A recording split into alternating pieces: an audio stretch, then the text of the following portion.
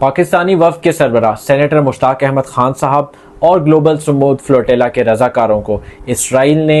اللیگلی international waters میں محاصرے میں لیا اور ان کو ایک بڑی تعداد میں گرفتار کیا۔ یہ تمام انٹرنیشنل لاز، میری ٹائم لاز کی ایک خلاف ورزی ہے اس اینٹیٹی کی طرف سے جو کہ 2 سال سے غزہ میں ایک ایکٹیو ٹیلی وائز جینوسائیڈ کمٹ کر رہا ہے۔ اور اس کے ساتھ ساتھ ہم نے دیکھا کہ یورپ کے لوگوں نے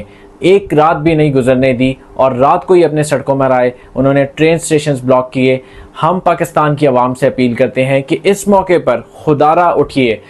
سابق سینیٹر مشتاق احمد خان صاحب آپ سے جو روزانہ اپیل کرتے رہے،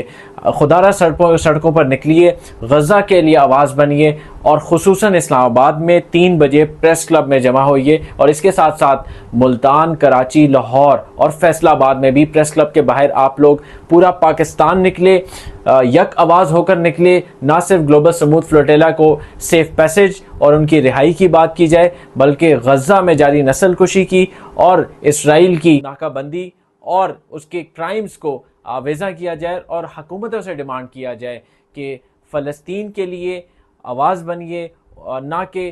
نسل کشی میں کمپلیسٹ اور سپورٹر بنیے۔ بات صرف فلوٹیلا کی نہیں ہے، فلوٹیلا تو اس جینوسائیڈ کو روکنے کے لیے اور انسانی امداد کی راہداری کو کھلوانے کے لیے تھا، اور یہ مشن انشاءاللہ جاری رہے گا۔ لیکن اس کے ساتھ ساتھ اس سے بھی بدترین جو صورتحال ہے وہ ٹرمپ پلان کی شکل میں سامنے آئی ہے، جہاں پہ اسرائیل کو جو فتح وہ گزشتہ 2 سال کی انتہائی کوشش کے باوجود حاصل نہیں کر سکا تھا، وہ فتح اسرائیل کو پلیٹ میں رکھ کر پیش کی جا رہی ہے، اور پاکستان اس پلان کا پورا حمایتی ہے اور اس میں شامل ہے۔ تو اس لیے ہم اس وقت نہ صرف فلوٹیلا کے لیے نکلیں گے، بلکہ ہم اس ٹرمپ پلان کے خلاف کہ جب